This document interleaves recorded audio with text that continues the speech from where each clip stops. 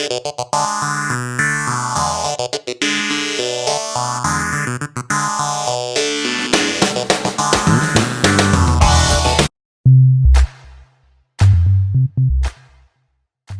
to the channel. So today's video is all going to be about this guy here, the Lone Peak 7, and actually its predecessors, the 6 and the 5. A sort of tribute video to why I think the Lone Peak is such a reliable workhorse and why I think it's probably the most uncomplicated shoe in regards to the Ultra lineup. It's a shoe that you just really don't need to think too much about. You can throw it on and it will tackle pretty much anything you throw at it. So I've had the Lone Peak here since January. First impressions were really good. A little bit concerned about a few things, which I'll talk about in a second. But as a shoe, comparing it to the 6 and the 5, it was almost identical. I have to say, my first impressions I still agree with right now. How it feels, how it fits, the grip as well.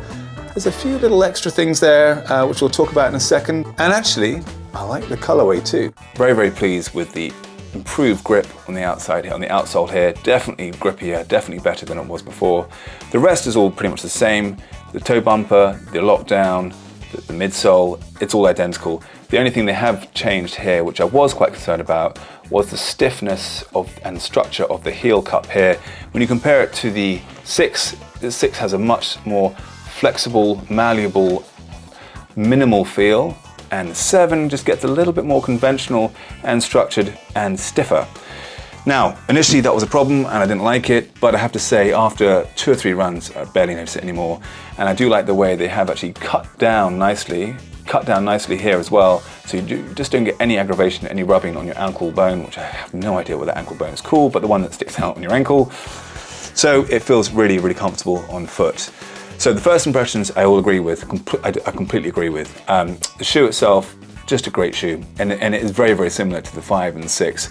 I will say, which you might not have picked up from the video before, do go down half a size, well I certainly had to anyway, from your regular size. So in the Mont Blanc and the Lone Peak, I go for a size UK 10, but the other ones, the Superior, the Olympus, 10.5. And I also go for a 10.5 in the Wild Horse, for the Nike, the Zagama is 10.5. So all my other shoes are 10.5, but I found that the Lone Peak did run long. So the good thing about the Lone Peak 7 and the rest is that you can stick it on and you're pretty confident in the fact that once it's on, it's there. You don't need to play around with the lockdown too much. It's secure, it fits well, fits perfectly. It's just a safe old, solid workhorse that always does the job at hand.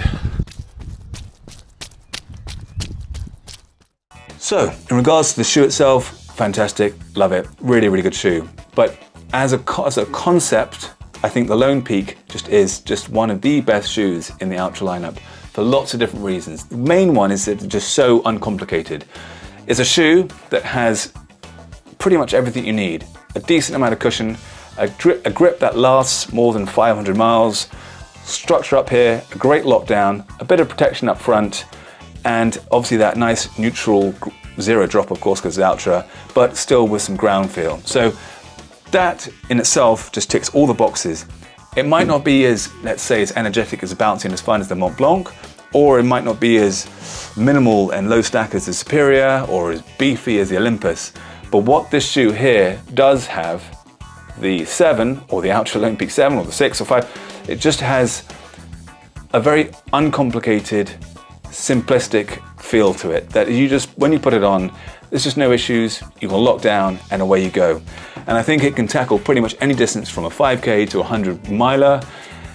Yeah, I just think the shoe itself is a really, really fantastic option. And it's also a great option for people that are starting out with zero drop, because I think it fits that 25 mil, it's very comfortable, you still got some good stack there, but also it's still minimal. So it's just a shoe for me that has, I think it was my first Ultra shoe as well, the Lone Peak 3. No idea what that looks like now, but it's a shoe that I find just ticks all the boxes in all the right places. So there we have it. That was a brief rundown of the Lone Peak 7, and also why I think the Lone Peak is such a fantastic shoe, and I think everyone should have, especially if you go for zero drop, everyone should have the Lone Peak in your arsenal because of its versatility and its just ease of use. And as I said, it is a pretty durable shoe. I mean, you know, my Lone Peak 5 I think lasted for some, like 700, 800 kilometers. And even then, it still could have gone on further. Maybe even more. I don't quite know the exact figure, but I just do know that it's a shoe that is just simple. You can chuck it on your feet and go. So let me know below if you guys feel the same. If you're a massive Lone Peak fan, I know that the Lone Peak is the original, let's say the OG Ultra shoe.